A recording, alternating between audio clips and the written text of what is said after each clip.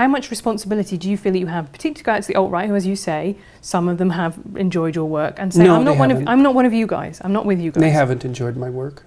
I've definitely read bits on the internet. Read more.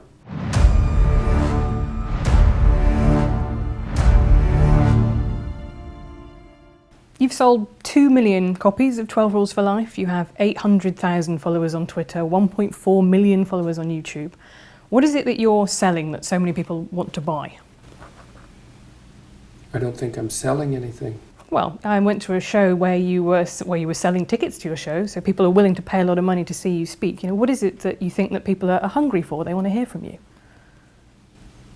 They're hungry for a discussion of the relationship between responsibility and meaning. And we haven't had that discussion in our culture for 50 years. We've concentrated on rights and privileges and freedom and impulsive pleasure, and those are all useful in their place, but they're shallow, and that's not good, because if people are moored shallowly, then storms wreck them, and storms come along. So I'm talking to people about how they can build a foundation underneath them that works, and people need to know that, because otherwise their lives are harder than they need to be. But what is it that you have that no one else has? What are you offering that no one else is right now? Well, I think that is what I'm offering. That's not part of the public discussion, you know, and it's grounded in my clinical knowledge. So I've been a clinician for a very long time, and I'm familiar with the works of most of the great 20th century clinicians, and a reasonable amount of philosophy and a good swath of literature, and I'm a credible scientist, and so I can bring that all together. And I've tried to bring it all together and to make a case for the significance of individual life and the psychological necessity of courage and nobility and responsibility, these things that sound old-fashioned, but are old-fashioned in the best sense. They're old-fashioned because they've lasted forever and they're absolutely necessary. And people need a call to responsibility because they need to mature. They need to want to be adults. You know, and I don't think we do a very good job in our culture of making a case for why it's a good thing to be an adult. And two things really made you famous, which is, first of all, is the book, 12 Rules for Life. Mm-hmm. The second one, I think, was an interview that went viral with Kathy Newman of Channel 4 News, which you talked about men and women. Joe Rogan's podcasts help plenty too. Right, he's got a big, big following. But that was, I think, really fascinating, that interview, because it was specifically about men and women. And you said at the time, you know, YouTube skews very male and your fan base is very male. Is that still the case? Are you still primarily talking to men? I would say the talks are probably 60-40, 65-35 male to female. The book sales, I don't know. I doubt it, because usually it's women who buy books, although men do buy nonfiction if they buy books. We don't know the demographics on the books. But the book has definitely expanded my audience, I would say. And that's a good thing as far as I'm concerned. I mean, I never set out specifically to talk to men. My students for most years at university have been primarily female. I think most of my graduate students have been female. It might be about 50-50, but I think it would probably tilt more in the direction of female. So it wasn't something I set out to do. I think, though, that, as I said earlier, well, I can't tell how much of it is merely a consequence of the fact that YouTube skews so male. It might also be something to do with the call to take on voluntary responsibility. I'm not exactly sure why that would be more necessary for men right now. I think it might be because our culture confuses men's desire for achievement and competence with the patriarchal desire for tyrannical power. And that's a big mistake. Those aren't the same thing, even a bit.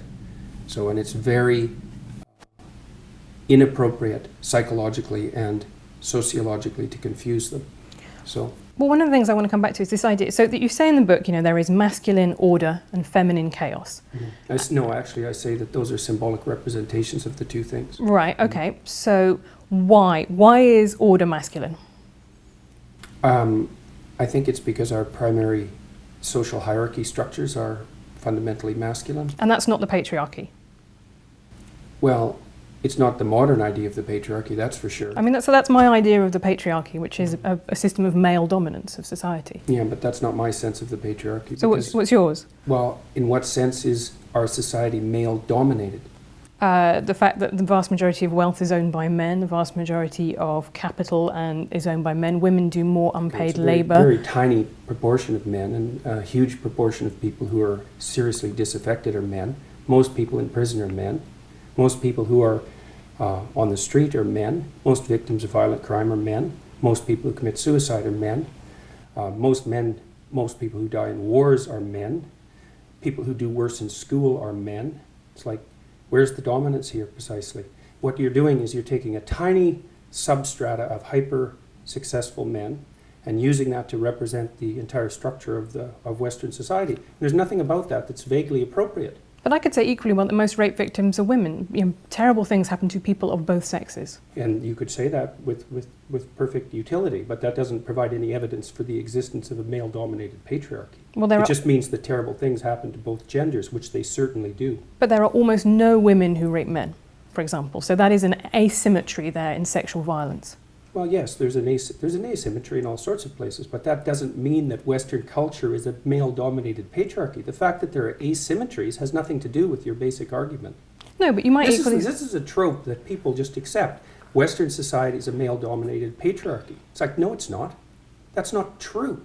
And even if it has a patriarchal structure to some degree, the fundamental basis of that structure is not power, it's competence. That's why our society works. It's only when a structure degenerates into tyranny that the fundamental relationships between people become dependent on power. It's not power. If you hire a plumber who's likely to be male, it's not because there's roving bands of tyrannical plumbers forcing you to make that choice. And it's the case with almost every interaction that you have at the face of our culture. You're dealing with people who are offering a service of one form or another, who are usually part of the broad middle class, and what you're looking for is the person who can offer the best service, and you can find it. It's not a consequence of being dominated by anything that's tyrannical. And then again, our culture, our Western culture, which is by no means perfect, and certainly has tyrannical elements, like all cultures do, is the least tyrannical society that's ever been produced, and certainly the least tyrannical society that exists now. So where's the patriarchy exactly in all of this? Well, saying that it's the least tyrannical society is not the same as saying it's not a tyrannical society. That's exactly why I said it was the least tyrannical But that's society. what I mean. So you haven't debunked the existence of patriarchy then. You've said that actually now is better for women. I don't have to debunk it. You have to demonstrate its existence. Okay, well, let's go through it. I'm writing a book about feminism in the moment. Until 1919, there were professions that women were barred from. They simply were not allowed to do it. Until 1880s... Why would you blame men for that? Because who was in those professions, who was guarding entry to those professions, who was worried about losing their status if women became doctors? What do you think it was that emancipated women in the 20th century, just out of curiosity? Well, a couple of different things. I think it was technology. I think it was the pill helped enormously because it gave when was that developed? Well, in the 60s. Right, so that wasn't 1919. No, but I also think it was a series of legal changes that started in Britain with the Married Women's Property Act, which said for the first time women are full legal beings under the law. They can own property. Mm-hmm. And that, to me, is a structure that has continued throughout, from a time when women didn't have the same legal rights as men to now when they mostly do, but culture still lags behind it. I don't think you and I are necessarily talking at such cross purposes. It's just that your conception of patriarchy, as I see it in the book, is that quite a lot of men are quite nice and they do nice things for women. And no, that's not my conception of patriarchy. And I don't require men or advise them to be nice, ever. Well, you do talk about the guy who's the tampon king, the sanitary towel king of India, right? I wouldn't call that nice. Okay, I would call that brave. Okay. Did you read about his life when he was trying to develop that? Yeah. God, it was absolutely miserable, and he did it anyways. And he freed all sorts of women as a consequence. And I think that was nice. That's courageous. That's noble. That's visionary. It's not nice. I think it is also nice. I think it is also something that is, it is honouring your social obligations. I'm not so sure that that's a social obligation, because many other people would have done it had it been a social obligation. He said what he was concerned about. He saw that his wife was suffering with her monthly period and had to choose between feeding her family and taking care of herself properly, and chose to feed her family and thought he would do something about that. That goes way past nice, especially given what he had to suffer through to do all the experimentation that produced his eventual technology. So this whole patriarchy thing, I think you have no idea how pernicious and dangerous it is. Well, no, I don't. I really don't. Go. Throughout history have fundamentally cooperated to push back against the absolute catastrophe of existence. a terrible death rate, the probability of chronic starvation, early death, disease, the difficulty of raising children, with all the death that was associated with that, and to look backwards in time and say, well, basically what happened was men took the upper hand and persecuted women in this tyrannical patriarchy. It's absolutely dreadful misreading of history. It's a terrible thing to teach young women, and it's a horrible thing to inflict upon men.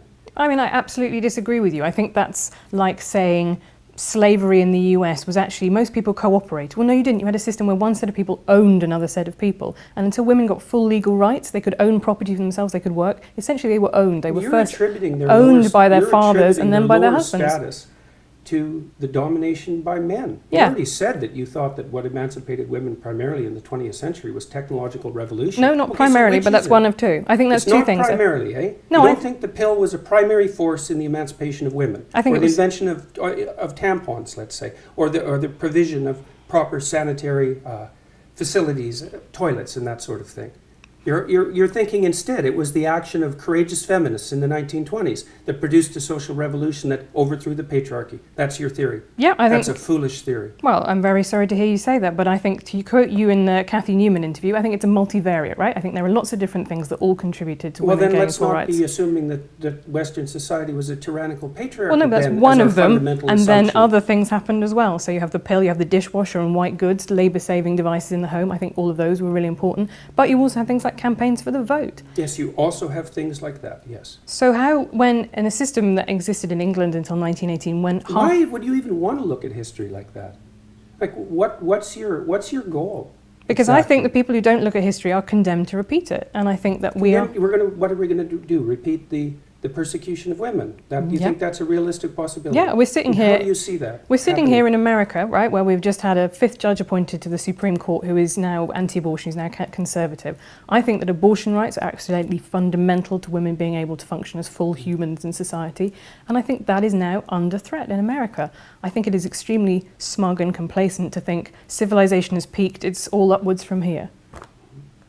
Yeah, well, good luck with that, I suppose. It's a living. There are lots of people who agree with me. There are lots of people clearly who agree with you.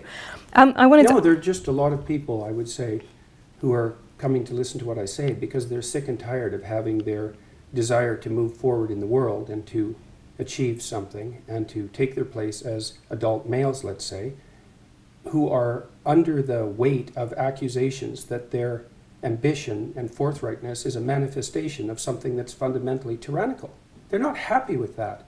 It's not doing anyone any good, and it's also not true. It's really a terrible thing to do to young men, and it's happening all the time. That's why they're bailing out of universities like mad. There won't be a man left in the social sciences in 10 years in the universities, and it's no bloody wonder. It's an unhospitable place, and it's unhospitable precisely because of this doctrine. Said that throughout history, the fundamental relationship between men and women was one of power, essentially slavery. It's like, fine, believe it if you want. It's not going to do your relationships any good, I can tell you that. So. Okay, well, we'll see how that one goes. I'm currently married, but I'll raise it with him. I think the universities example is a really fascinating one because you talk in the book about the fact that now women are a majority on 2/3 of college courses in the US. I've also seen you saying, well, you believe in equality of opportunity but not equality of outcome. Maybe women... It isn't only that I don't believe in equality of outcome, I think it's an unbelievably pathological wish and doctrine. Right, and it's very dangerous. History has demonstrated exactly how dangerous it is. Equality of opportunity is something that anyone with any sense would support, but equality of outcome, it's... So what's your problem with there not being... confused beyond belief to support equality of outcome. Okay, so what's your problem with there not being enough men in the social sciences?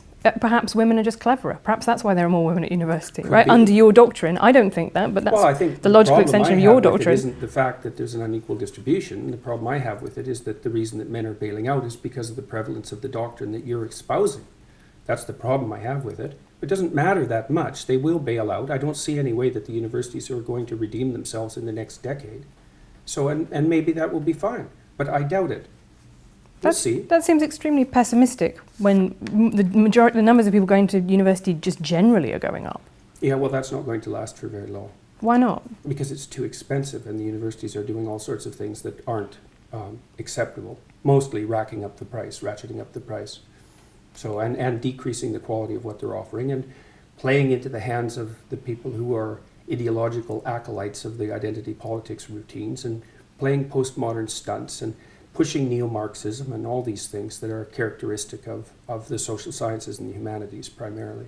See, this is where I find you fascinating to me, because you talk in these quite apocalyptic terms. I think that someone who will listen to that and think, wow, there's a really big problem. But what we're really talking about is some irritatingly postmodern professors and some students with blue hair and funny ideas about gender in a handful of courses around America and Western Europe. If that's what we were talking about, no one would have paid attention to me for more than about 15 minutes.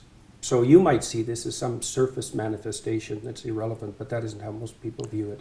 It's certainly the case, too, that this identity politics battle of ideas was a determining factor in the last American election. If Hillary wouldn't have played identity politics, played cozy with the identity politics types, she would have kept the working class and she would be president now. So these aren't trivial issues by any stretch of the imagination. It's not just some kids having a decent time while they're being creatively rebellious at university. It's a much deeper problem than that. The doctrines that I'm opposed to are predicated on, well, one assumption they're predicated on, it's probably the primary assumption, is that the best way to view history is as the domination of a tyrannical male patriarchy, and that's true also particularly of the West, which is a doctrine I find absolutely unpalatable and historically absurd, biologically ridiculous, and ungrateful, among other things. Who's ungrateful, sorry, in that? Who is being ungrateful? Look at what you have. Right. You live in the best society that's ever been created. I was reading about some Indonesians. I mean, do you mean me as a woman or me as a 21st century person in the world? I mean us, yeah. I mean, I'm incredibly grateful for what I have, but to me the project of politics is... construction of a tyrannical patriarchy. You're grateful for the productions of a tyrannical patriarchy. How does that make sense? Because I think life is good. I think it could be better. That's what being fine. a progressive That's a means. perfectly reasonable proposition. But I guess that isn't commensurate with your claim that you're the beneficiary of a tyrannical patriarchy. Why not?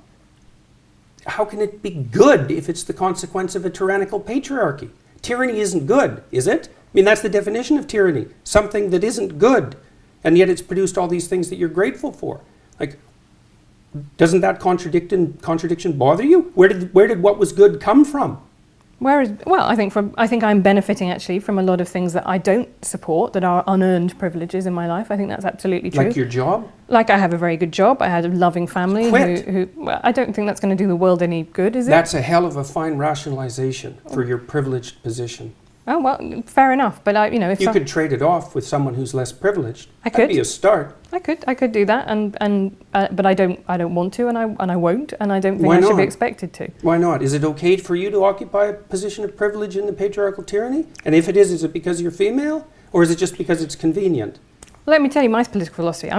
I guess I'm a social democrat. So what I believe is that you should, if you have a good life, you should try and pass that on. I believe in a progressive redistributive tax system, for example. It was once said by Lord Mandelson in British politics, New Labour was okay with people being filthy rich as long as they paid their taxes. Now, I'm kind of less okay with people being filthy rich. But Define filthy rich. Well, I think I would leave that You're probably in the top 1/10 of 1% of people who've ever lived on the planet.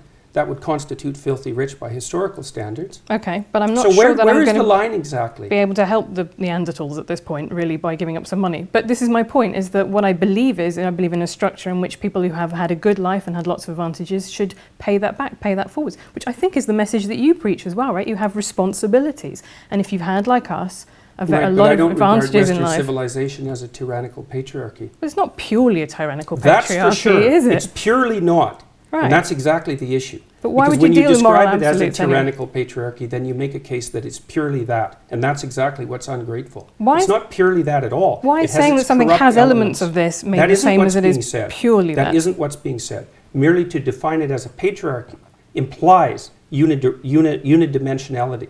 And to insist that that's also tyrannical doesn't offer a balanced viewpoint at all. Well, I think that's probably where your disagreement comes with this, which is because I do not see it in that way. I do not see that as univariate at all. I see it as one element. Then why call it a patriarchy? Because it describes an overarching structure. Does it? Yeah. What if the patriarchy is fundamentally composed of women? Is it still a patriarchy? No, that would be a matriarchy. Would it? So let's say we take a patriarchal structure, like the medical profession, and we fill it primarily with women. Is it then a matriarchal structure? What makes it a patriarchy to begin with? Is it the hierarchical structure? Is it the fact that it's mostly men? Is it the sociological structure? Or is it the fact that it's mostly men? Well, I think that's really interesting because male primary school teachers, for example, only 15% of them are men. And I interviewed some of them for my book. And you know what? They report exactly the same things that women do in male-dominated offices, right? They say, people have conversations that I feel excluded from. I feel stigmatized, like I shouldn't be here. People look at me askance when I say I'm a primary school teacher and I'm a man. You know, they kind of reel back. We all make those implicit associations. So if it is a structure that's dominated by women, then it's also a tyrannical patriarchy. I think in that case, then men have a way of, they should be able to complain about the fact that a very female-dominated office leaves them feeling out too. Yeah, feeling left out too. So how do we get something that isn't a tyrannical patriarchy? If it's composed of women, then it's a tyrannical patriarchy, and if it's composed of men, it's a tyrannical patriarchy. We're kind of out of options. Right, but, well, or you could have an office in which a blend of people of both so sexes work. So work. if it's 50-50, then it's not a tyrannical patriarchy. No, not 50-50. I'm saying that people... 40-60. I'm saying that there is clearly, when it is only 15% of male primary school teachers, they do feel marginalised and excluded. So you think the defining hallmark of a tyrannical social structure is the predominance of one gender, and if that was relatively equalised, then all of a sudden it would be a free and open institution. I don't think that male primary school teachers are being tyrannised. I do think they are being marginalised, and I do think that they feel excluded and stressed by that. So what do you do about that? Well, this is what I mean. I think actually, and I'm surprised you don't agree with me on this, that actually having more male primary school teachers would be a really good thing, because boys need role models, actually. People, particularly boys who don't have a father figure in their life, that's really important for them to have a stable adult who shows them what it's like to be a man around the place. Could be, but you shouldn't achieve it as a consequence of preferential hiring. No, I don't think it would necessarily need to be preferential hiring. I think it would probably be about making that job, breaking down the stigma to entering that job. I think teaching is a really interesting example. It was seen at the turn of... I worked in daycares when I was 18, 19. Right. You know, there were no men in it. And how did that make you feel? I loved it. Yeah. You know, the kids, I used to wrestle with the kids, which of course you can't do now because everybody knows that would just be a catastrophe. And I used to draw them pictures of monsters and they'd line up for that. And I liked working with kids quite a lot. And I didn't care whether it was female-dominated. I've been in female-dominated my professions my whole life. Right, I think... I haven't felt marginalised as a consequence. Well, then you have been lucky, and I have talked to people who have might be luck. The opposite. Might be careful conduct as well. Explain that more to me. Well, why would you assume that it would be luck? Well, if I say that, you know, there is a statistical analysis and I've talked to a broad range of people, and, you know, you would always expect outliers at either end. Some people have had a really terrible time, some people have had a really brilliant time. Yeah, well, everybody else in the middle. One of the things that I've strived to do is not to become resentful. Well, okay, that's very good. I have to say that your Twitter feed does not give me that impression. You come across as somebody who takes criticism very much to heart. Is that true? I don't think you have any grounds for that suggestion.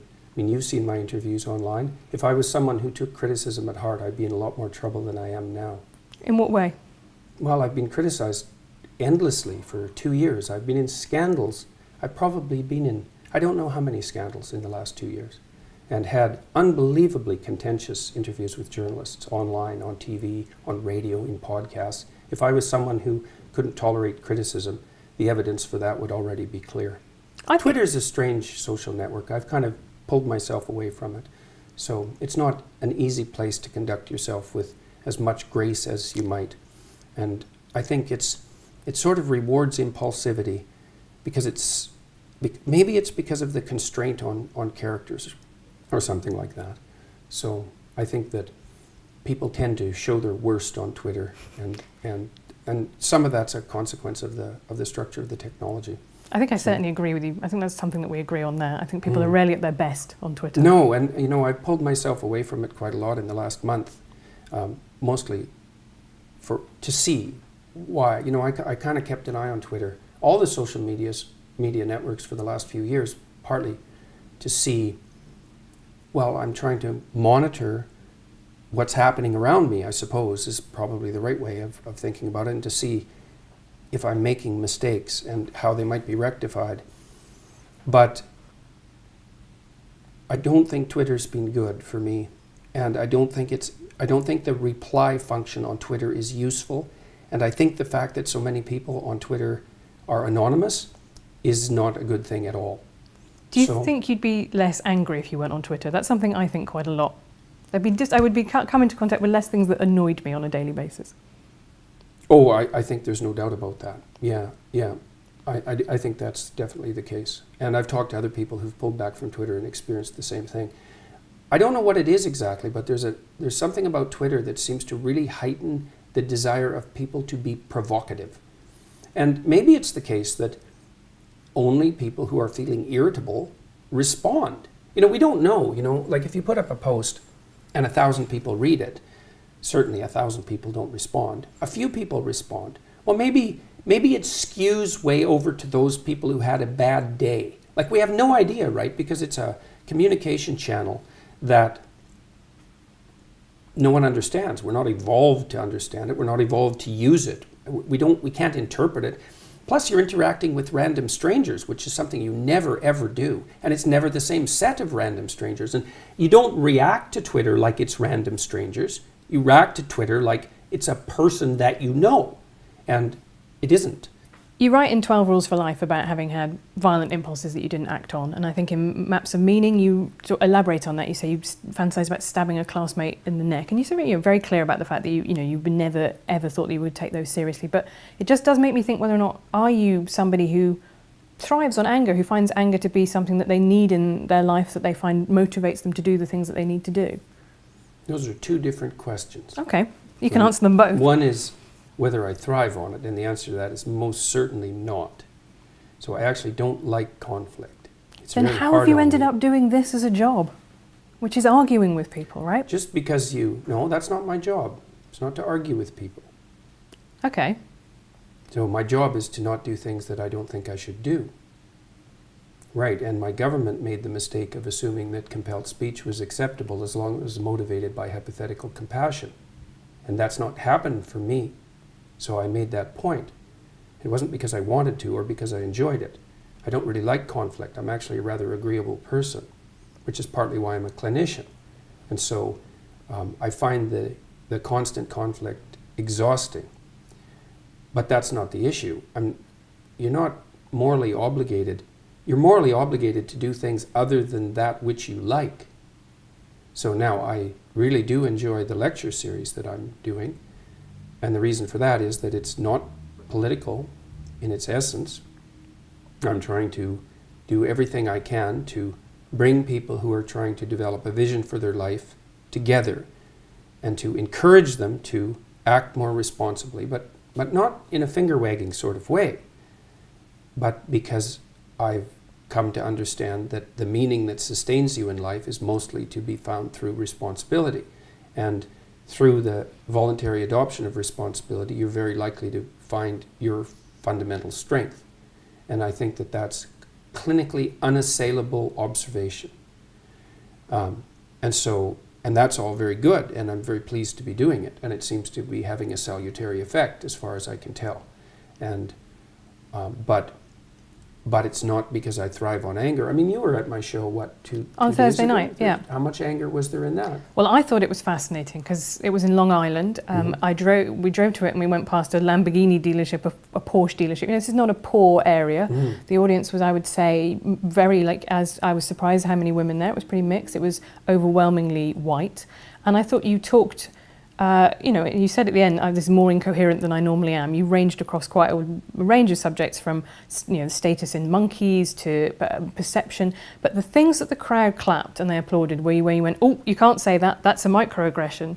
Or multiculturalism is a scourge that is sweeping Canada. And what I got was a strong sense... No, that has swept Canada. Okay. Well, what I got was a very strong sense of people whose lives... I never said that it was a scourge that swept Canada either. I wouldn't have said that. Okay, well, I will go back and check your exact wording of what you said, but you definitely... I'm not in favor of it as a fundamental doctrine. Right, okay. But I don't think it's a scourge. So I wonder if you and I mean the same thing when we talk about multiculturalism, because you have a First Nations room in your house, right? You have a lot of First Nations stuff. How is the coexistence I'm the honorary member of a First Nations family, as a matter of fact. Which is wonderful. I have a First Nations artist when I went to Canada last year. But that, to me, is the essence of Canadian multiculturalism, that culture being preserved and living alongside the Anglophone culture that, in some senses, supplanted it. How is that not multiculturalism? Well, multiculturalism is the idea that the cultures can all be put together in a single place with no overarching structure or undergirding structures. That's not the case. How can that possibly be the case? That defines the situation in the world. and the world is full of war. So how can that possibly work? If you're going to bring people together and they're going to exist together in harmony, they have to be playing a game that everyone plays, that everyone knows the rules for. It can't be 10 different sets of rules for different people. That isn't going to work. So it's absolutely naive to believe. How, if that worked, the world wouldn't be full of war. Well, before we had, multiculturalism, we still did have war. In fact, war is, as Steven Pinker, I'm sure you read what Steven Pinker says, this is the least violent time in human history. So yes, something that's is a consequence is of working. the patriarchal tyranny. Well, if you think that the patriarchy's been eroded over the last 100 years, maybe that's what it's down to. Maybe you could give some credit to it for that. I actually didn't say that the patriarchy had been eroded. Well, because you don't believe it exists in the first place. Fair enough. But my definition of multiculturalism is citizenship-based, right? So you can be both Canadian and First Nations. You can be both Quebecois and also Canadian. But that means that everybody in the multicultural milieu is one thing and another. Right. But they're all one thing and another. Yeah. Yeah, well, our Prime Minister said, well, there is no Canadian identity. It's like, well, okay, what is it that unites us? Well, nothing. We all protect our cultures. It's like, well, that leads to war. Okay, It doesn't only lead to war, obviously, but unless you have people operating within a shared framework of perception and value, they can't cooperate and compete peacefully. I don't understand how that's even a disputable topic. That's how you organize people. Okay, I think if that's what he said, that's what Trudeau said, that is a dumb thing for the Prime Minister of Canada to say when you are Prime Minister of Canada. You might say that. Would agree much more with what Barack Obama said when he said, I'm trying not to make a red states of America or blue states of America or white America, black America. I'm trying to make a United States of America. That to me is... Yes, the Democrats are very good at that. Well, they played identity politics for the last 20 years. All they've done is inflame tribal tendencies, as far as I can tell. So he can say that, but it isn't obvious that it's the case. And it's not obvious to me at all that one of the consequences of Barack Obama's presidency was a reduction in racial tension in the United States. No, I wouldn't agree with that either. I think a lot of people found having a black college-educated professor very alarming and threatening to their idea of themselves as the dominant group. To stop them from voting for him twice. No, that is very true. But again, it's fundamentally true, right? It's really the crucial issue at hand here. No, but he built a big coalition of white, well-educated liberals and people of colour. I mean, that is the Democrat electoral. Well, how do you explain the rise of racial tension in the United States then? Well, I think it's caused by a lot of things, not least of one of which is the Republican Party inflaming it. You talk about the left playing identity politics. I think the right play identity politics all the time. The right doesn't dominate the universities. No, but it dominates. But Donald Trump is president, so realistically, Donald Trump is hardly a typical Republican. No, I would say that he accomplished. In fact, for most of his life, if I remember correctly, he was a Democrat. Right. I don't think he has any so political. So we're not going to blame Donald Trump on the right wing. Okay, but I'm going to say the rest of the Republican Party are also quite happy to play, I would say, white identity politics. They did not dump him as their candidate when he said, Mexicans, they're not sending us their best people here, they're rapists, right? The whole idea of the United States, it said, I think a beautiful thing, all men are created equal, but it meant men, and it meant specifically white men. Women and black people could not vote. The US was founded on identity politics. This is not some new concept that has come along in the last 20 years. The United States wasn't founded on identity politics. Yes, it was. That's absolutely absurd proposition. The United States was founded on the same principles that, what would you say, that played their powerful role through the development of English democracy. And that was nested inside a Judeo-Christian view that fundamentally presumed that both men and women were made in the image of God and that all people had divine value. And it took a long time for that set of ideas to fully manifest itself in the political realm. But to consider that a manifestation of identity politics is, I can't imagine why you would possibly do that. I don't consider that a manifestation of identity politics. I consider having a constitution that says only some people are citizens to be a manifestation of identity politics. Well, what do you think changed it across time? And look, let's get our definitions straight here. You can't lump all occurrences of non-equal treatment into the category of identity politics. Identity politics is a very specific thing. It's really only existed since the 1970s. You can't go back into 1770 and say that the founders of the American Constitution were playing identity politics. They were playing politics that was based on identity. That's my definition of identity politics. That's not the definition of identity politics unless you play fast and loose with the definition. identity politics is something that's... No one talked about identity politics 20 years ago or 30 years ago. It's a new term. You can't say that people's proclivity to identify with their group is identity politics. That's just tribalism. And that's like, who knows how old that is? 1,000,000 years old. 500,000 years old. And you're going to call tribalism identity politics? Well, that's not helpful. If you want to talk about tribalism, we could talk about tribalism. But identity politics is something that's nested inside a particular political view of the world. It's got a Marxist basis, and it manifests itself in postmodernism. And it emerged in the American France first in the 1970s, and then has swept through the American universities and increasingly the rest of the West since then. That's identity politics. If you want to talk about tribalism, that's fine. I'm not a fan of tribalism, which is why I don't like the identity politics types. And I don't care if they're on the right or the left. I think the right-wing use of identity as the primary marker for human categorization is as reprehensible and dangerous as it is on the left. My problem with the left at the moment, the fundamental problem with the radical left, is that they're hyper-dominant in academia. And that's not good. And that's not my opinion. You can go look at Jonathan Haidt's data and see for yourself. And he's as moderate a person as you could hope to find, and probably less prone to anger than me. And I agree with you. I find a lot of students phenomenally irritating, but I would question how much power they have in contrast to the things that I find more worrying that are happening in the world today, right? Or even the professors, right? Even Look, the professors. 20-year-olds don't have that much power, but they're not 20 forever. 10 years later, they're 30. And 20 years later, they're 40. Right. And whatever happens in the university happens everywhere 5 years later. And very, very sadly for people in my politics, left-wing politics, what happens to people as they get older is that they've traditionally got more conservative.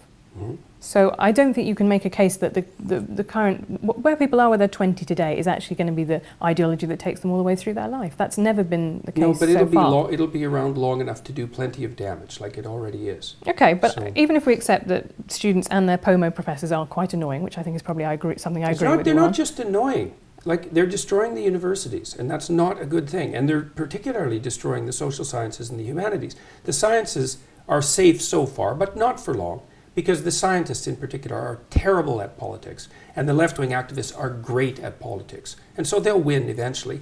The National Science Foundation is already introducing diversity requirements for hiring in mathematics in universities. It's like, good luck with that. That's not going to work. There are hardly any mathematical geniuses. If you start putting all sorts of arbitrary restrictions on their hiring, you're just going to end up not finding the ones that there are. So, besides, I don't think that's true, actually, because if you say there are very few mathematical geniuses. What do you know about it? Well, next year I'm going to be a fellow at Oxford University, so I spend time talking to academics. I've talked to a lot of academics for my book.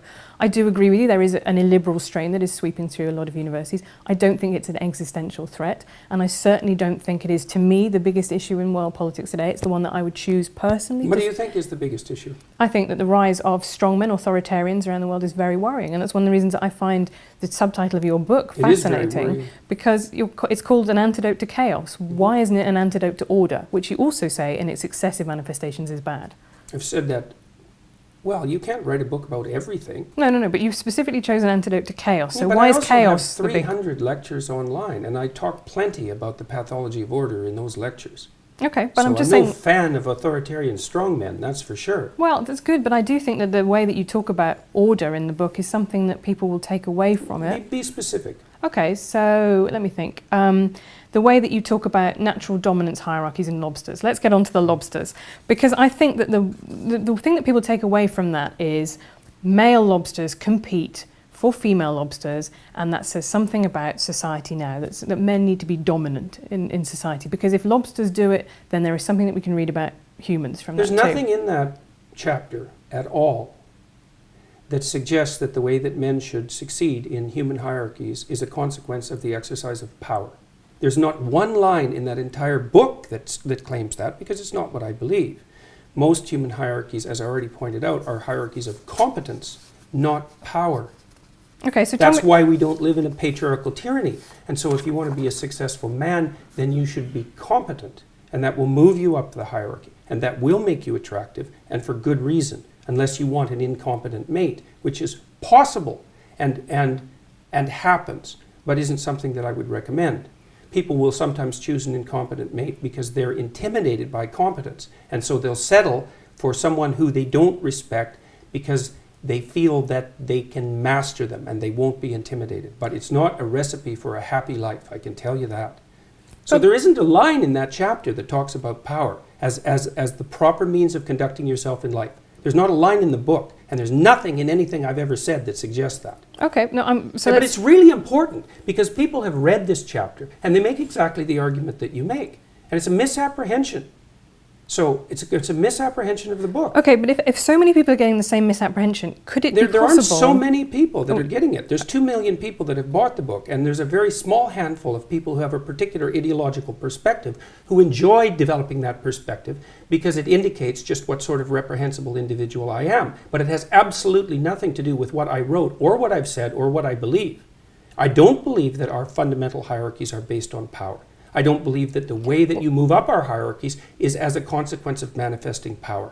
It's competence. Okay. My big problem with the lobsters is that it's scientifically bollocks, right? It's just, you cannot read across from lobsters and what they do to what humans do. Of course you can. That's why serotonin works on lobsters. But it works in 2 different ways. So serotonin makes lobsters more aggressive, it makes humans less aggressive, right? That's what happens. No, that's not right. Serotonin makes human beings more dominant but less aggressive.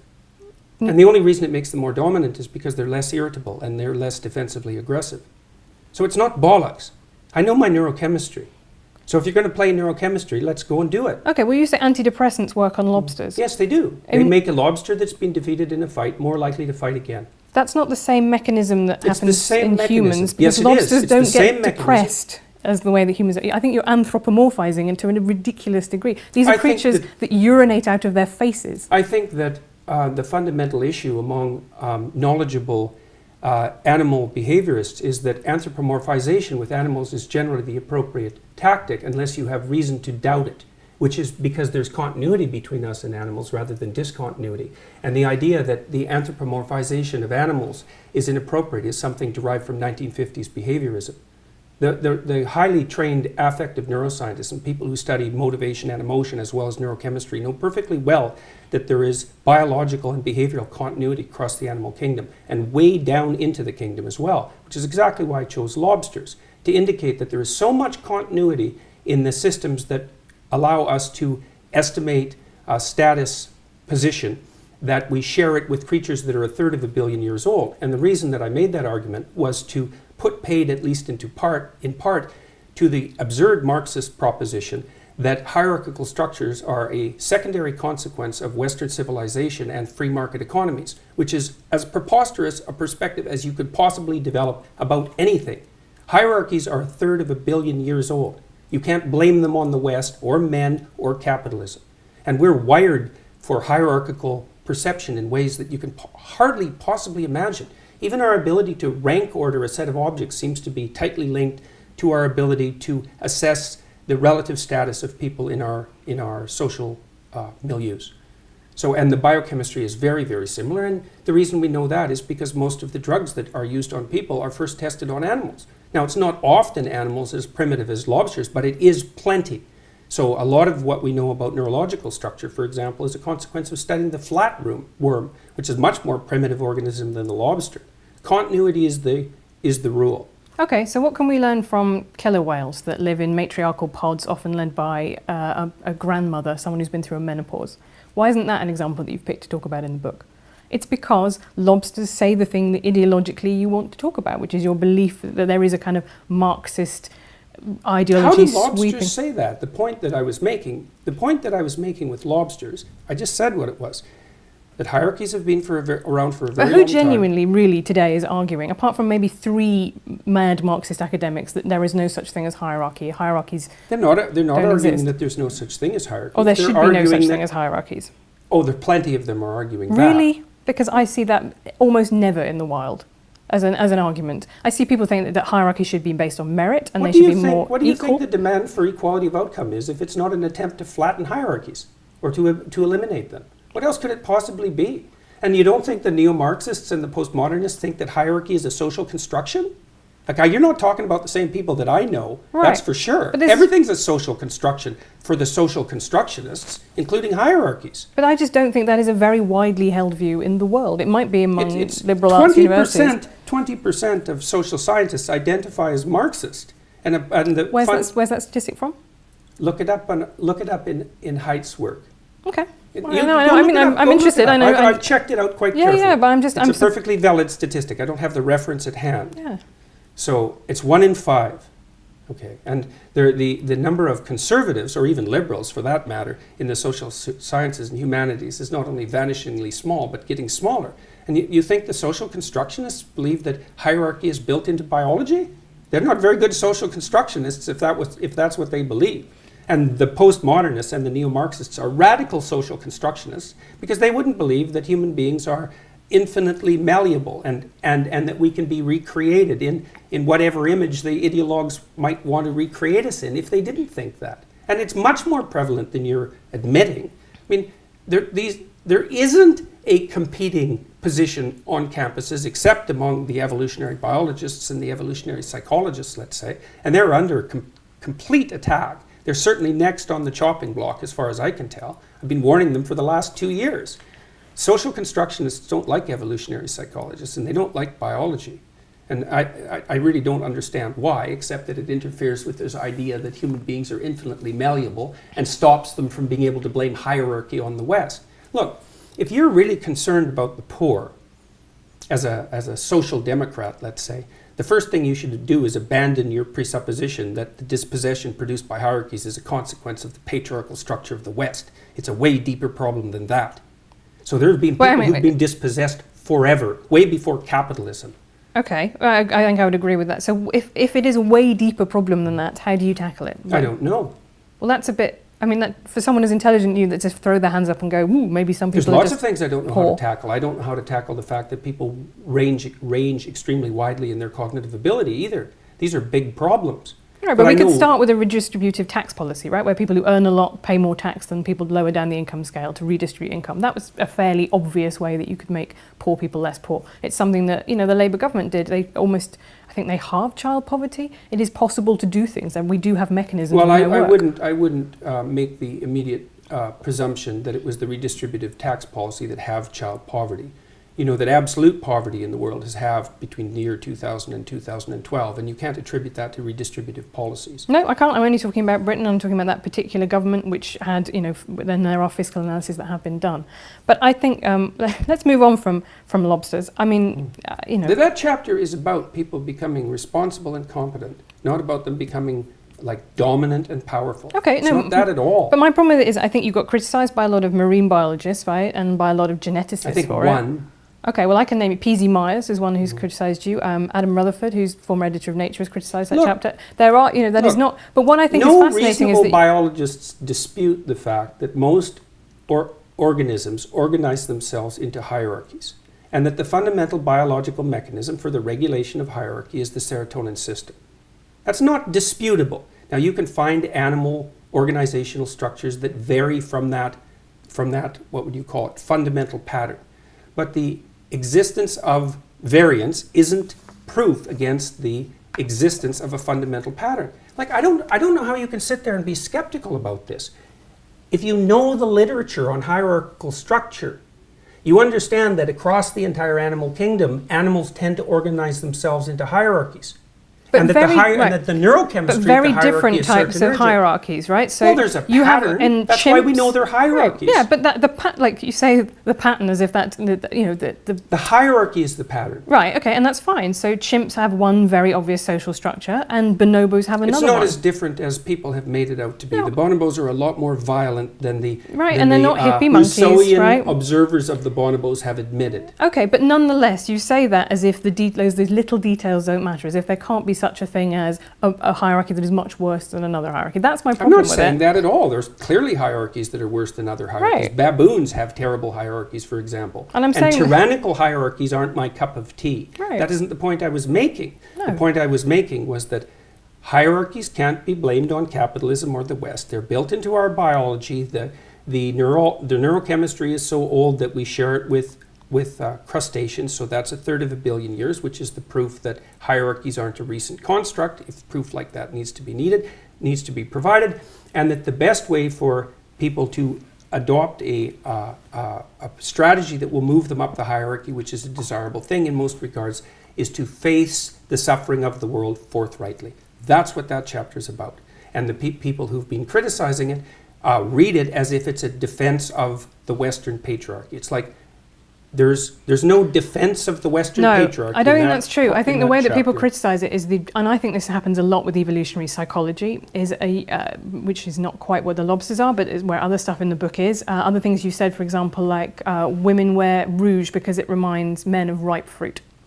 Right. Well, for a start, why do you think women wear rouge? I have absolutely no idea, but Right, I will tell you. That's really not a very good answer. Well, yeah, you said before there were lots of things you don't know the answer to, but I'll tell you one thing. I'm not criticizing your perspective on this. You're criticizing mine, so I'm presuming you have an alternative idea. Why do you think women wear makeup? Why do you think think there are an enormous makeup? number. Let's go back to why women wear rouge, because it reminds men of ripe fruit. Okay, first of all, not all ripe fruit is red. Why would you want to... we evolved color vision to detect ripe fruit. Do you want to eat women? No. I think unless men are having sex with ripe fruit... You might want to taste them. That's not really where... And where is the evidence that women who are redder in the cheeks have more offspring? What do you think happens during the sexual flush? But that's the key point, isn't it? Is that you would expect, actually, if this is a sexual selection, that women who are redder would have more children. We would get progressively redder over time. One of the hallmarks of youthful skin is the proclivity for it to flush red. And yes, youthful women have more children. It's a primary sign of fertility. I think you're using... Wait a second here. What do you think women wear makeup for? Come on, if you're going to go after me on this, okay. Let's women. People say, well, women wear makeup to feel better about themselves. It's not a very deep analysis. Why makeup? Why facial makeup? I'll tell you why I wear makeup, which is to stop the comments that I would get if I didn't wear makeup. And my gender, I always say my gender is low maintenance, right? I don't feel particularly like a woman inside. I don't really know what that would mean. But what I try and do is try and look, in the same way that you get black women who talk about the problem with natural hair, is it's seen as unprofessional, right? And as a woman, if you don't wear makeup, that is seen as a political choice. That is seen as something that, you are... So you wear makeup to protect yourself from what? From tyrannical judgment. Men? No, but tyrannical women as well, I would say. I think women very harshly judge each other's appearance, and there are very good reasons for that. It's probably because they've learned that from oppressive men. No, I don't think so. Why do you think it is, then? I think that women are encouraged to be seen as being in competition with each other. Encouraged? You don't think that there's anything about that that's natural, eh? Well, I would be reluctant to get into that, because I think you could talk about intrasexual competition. I think that's a very big deal among the social sciences and evolutionary science. It's not my particular competence. But yeah, my conception of the patriarchy is not that men are beastly to women. It is that there is a structure in which women participate too that overall privileges and benefits men in order to control female reproduction. And I think those are two very different things. You write in 12 Rules that you skipped a grade in school and you were small for your age. Do you think that shaped your personality and your experiences of life? Well, it did to some degree. Made it difficult for me to participate in sports. So I didn't really do anything that was fundamentally athletic till I was in graduate school. So my parents are guilty about that because they felt that it wasn't good for me, but I'm not unhappy about it. I got through school faster. I wasn't a fan of school, and the faster I got through it, the better.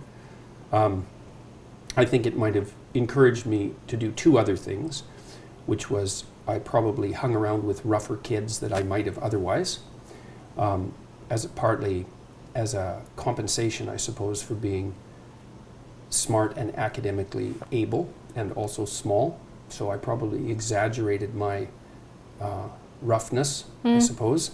And it made me more capable of verbally defending myself. But other than that, I don't think it had much of an effect. I think I pretty much left all of that behind. That's very good. Also, the other thing I was really interested to read was that you married your teenage sweetheart.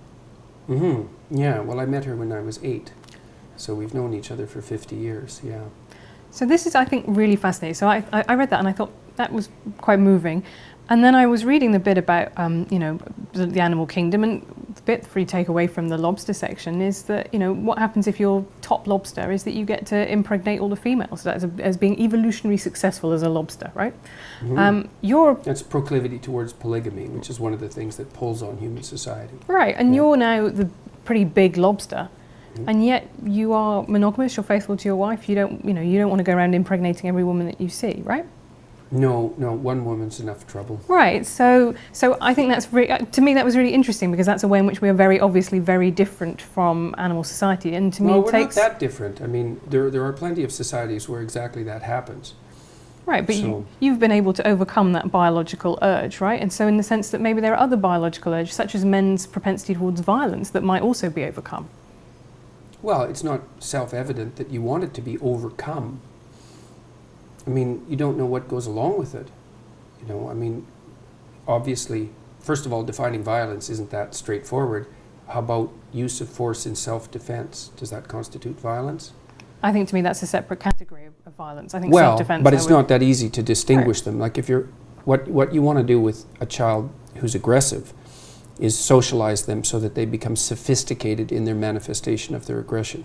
You don't want to inhibit it. You certainly don't want to socialize little boys to be more like little girls. That's, first of all, you don't know how to do it to begin with, but second of all, it's not very, it's not an advisable strategy. So, Well, I found that really interesting, because in the book you say that actually if you feminize men, that might give them more of a, might have more of an allure towards, these very fascistic ideologies. Oh, there's no doubt about that. That's standard psychoanalytic. That's like psychoanalysis 101. If you repress something, it comes back with a vengeance. Okay, so tell me what you mean by feminizing in that sense. Because to me, if you don't mind me saying so, you are a man who is quite feminine. You're in touch with your feminine side. You are very well dressed. You talk a lot about your diet. You've talked about your emotions. I hate talking about my diet. Right, but you cry in public. You enjoy spending time with your kids. All of these things that are not sad, isn't it? But they're not stereotypically male, and I think that's very admirable. Pretty strange behavior for a patriarchal tyrant. Well, that's why I think that you're probably, in some ways, you're not a patriarchal tyrant, or that actually all of our programming, if you want to call it that in biology, is overcomable, because you are... It's integratable. Right, but you are a man who some people would say has a lot of feminine traits like that, and I don't... Do you think that means that you are now feeling the allure of authoritarian fascistic ideologies because you're baking cakes? Oh, I notice the allure. And then what do you do with that? Work to live such that there's no temptation in that, which is also what I recommend to everyone else. Right. If you see any temptation in that, then you should straighten yourself up real quick. So, and that's what I've done for decades. So of course you have to see the allure in that. If you don't see the allure in it, you're a fool, just like if you don't see the allure in the radical leftist ideas. I mean, if you didn't understand the allure, you couldn't understand the ideas. They're dangerously alluring. It'd be lovely if there was a strong man who could solve all our problems, and those who deserved it got exactly what was coming to them. It's not something that I would recommend as a wish. So, but that doesn't mean you want to be blind to its attraction. You want to see what the dark parts of you are attracted to. It helps you keep an eye on where things can go if they go badly sideways. So, I don't think it has anything to do, though, with my, what would you say, more classically feminine interests. Not as far as I can tell. I mean, I have all sorts of classically masculine interests too, so right, and it seems to be reasonably well balanced. Right, so you talk then about we shouldn't socialise little boys like little girls, but actually, I have lots of stereotypes. I'm interested in politics, which is overwhelmingly male-dominated. You have lots of classically feminine interests. Why, what is the problem here with people having personalities that are a mixture? There's no problem with that at all. The problem is when it's dictated by fiat. Well, I mean, who's fiat? How about the education system? So in schools, you think that there is that. Well, I outlined. I can't remember the psychologist's name at the moment, but he was quite influential in the 1980s, who recommended as a control for male violence that boys be socialized more like little girls. And I don't think that that's a particularly unpopular viewpoint. So on the de-emphasis on competition, for example, in games, the increase in the rise of competitive games where scores aren't kept, that sort of thing, is all a manifestation of that kind of theory as far as I'm concerned. The idea that there's something intrinsically wrong with competition. It's a very foolish idea, especially if you want to motivate relatively aggressive boys, because they're competitive. Well, competition, that's not good. Someone has to lose. It's like, well, you're not going to get very far looking at the world that way, I'm afraid. Maybe you want to generate a plethora of games so that everybody has a shot at winning. That's a good idea, but you certainly don't want to devalue the notion of winning. If you're doing something necessary, you should reward people who are particularly good at it. It's part of the definition of it being necessary. So, and you don't want to control aggression any more than you want to control sex. You want to integrate it. And if it's integrated, that's the integration of the shadow from the Jungian perspective, and something I talk a lot about in my lectures. It's like you need to have the capacity for danger. You need to be dangerous, but you need to learn how to not use it except when it's necessary. And that is not the same as being harmless. Harmless, that's a terrible virtue. It's like a rabbit. There's nothing virtuous about harmlessness. It just means you're ineffectual. Yeah, I think I would agree. Well, I think there are some people who through their harmlessness become iconic and they become symbols. I think the Gandhi and the principle of non-violence. He's not harmless. He just transcended his deep violence. That is a completely different thing. Okay. Without that capacity, there would have been no way he would have had the strength of character that he had. He was an integrated person, not a harmless person. Okay. That's a very, very different thing. Did you have different ambitions for your daughter and for your son? Some of them were different. I encouraged my daughter in her desire to be a mother, which is not something I did with my son. Did you encourage him in his desire to be a father? Absolutely. Right. So you encourage both of them to be a parent. Right, but those are different. Yeah. I believe. And yeah, I mean, and in some sense, I think it's harder for young women because, of course, the problem of integrating family with career is a more complex problem for women to solve. So, and I spent a lot of time talking to her about how she might solve that. I wouldn't say that we came up with anything that was spectacularly original or successful, but I at least let her know that whatever pathway she chose was fine with me as long as she was being honest with herself about what it was that she wanted. But also that, I'm not a fan of the idea that the most fundamental orientation that a person is likely to have in their life is career. I don't believe that's true for most people. I certainly don't believe it's true for most women. And I think the evidence supports that claim quite straightforwardly. So, however, it is the only thing that you get paid for under capitalism. Right? Man, live. But that's How can true. you say something like that? It's so cliched. Well, it's so painful to hear that. It may be cliche, but it nonetheless is true, right? Look, Women do it's more, not much capitalism. more. Well, for God's sake. It is. No, it isn't. You have to invest into a child for 18 years before they have any economic utility. Mm-hmm. It's a consequence of delayed economic utility. We don't know how to monetize it. It's not a consequence of capitalism. It's a consequence of the fact that human beings have an 18-year dependency. How do you monetize that, even in principle? Well, we don't know. We did used to send them up chimneys, to be fair. And at that point, what's really interesting is at that point, children were seen as being much more the property of the man. I mean, as they become economically useless, all the legal studies show that's when we start moving to a model of female custody, right? Because it was about caring labour. But this is the point I'm making. Look, I'll tell you, there are plenty of men who are not very happy about the model of female custody. And that would, include the 85% of men who are essentially denied 50-50 custody when they divorce and have young children. So I wouldn't think that one of our major problems, or at least a major unidimensional problem, is the proclivity of men to foist off the custody of their children onto women. There's certainly another side of that argument. There is, and I do think that actually a lot of anger has been generated by the way we have in Britain anyway, or England and Wales, we have an adversarial fault-based divorce system, and that's something that's changing. But what it does is encourage people to come in on day one and say, if you want to get divorced, you're going to have to make out a case that the other person has been a bastard. It doesn't matter, because if you move to a non-fault-based divorce system, then all that happens is the fault shifts to who should get custody. So it doesn't remove the acrimony by any stretch of the imagination. It just shifts it to custody of the children. That's what's happened in Canada. Right, and in Britain we actually talk about access rather than custody, because the idea is not that you own the children, it's that you actually want to be able to see the children and spend time with them, and I think that's really important. But fault-based divorce is something that increases the chances of couples having a bad divorce, right? That's the problem, is it sets people against each other from the start. They have to go into court and contest that the other person has done something wrong, which is not a great base on which to start then an argument about what you're going to settle. You think people should be encouraged to divorce even if no one's done anything wrong? No, I think that having to prove that in a court of law is not something that is going to lead you to a better arbitration about settling money and settling access to children. I think that's the point. You have a ridiculous situation where couples who say, well, actually, we've just grown apart. Nonetheless, unless they want to wait 5 years or 2 years for separation, they have to go in and plead unreasonable behaviour to get a divorce and start splitting up their assets. that's the joy of no-fault divorce, is that you don't have to make those contested cases. You can simply say, our marriage is no longer working, and part ways without going into all of that acrimony. That seems quite sensible to me. It also seems quite naive to me. Well, I've seen very few non-acrimonious divorces. They're very hard on kids. So I don't think anything that makes them easier is a very good idea. It might be good in the short term, but it's not good in the long term. Unless you don't think that marriage is a useful institution. And if you think that it's part of the patriarchal tyranny, then you might think that as well.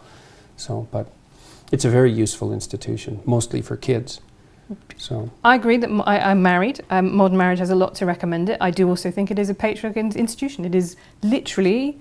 Of course you think that, well, because you think virtually everything that occurs in our society is a patriarchal institution. And it's easy to think that because then you only have to think one thing. You have a one-thing answer for everything. You could let it's part of the patriarchal institution. I don't think you're obeying the rule that says maybe treat people as if they have something worth hearing. So I'm not making a case for the patriarchal tyranny. And I don't think you are either. I think that you're making a case that's like a universally cliched case for the patriarchal tyranny. I don't see too much of you reflected in your articles at all. Why do women change their names on marriage traditionally?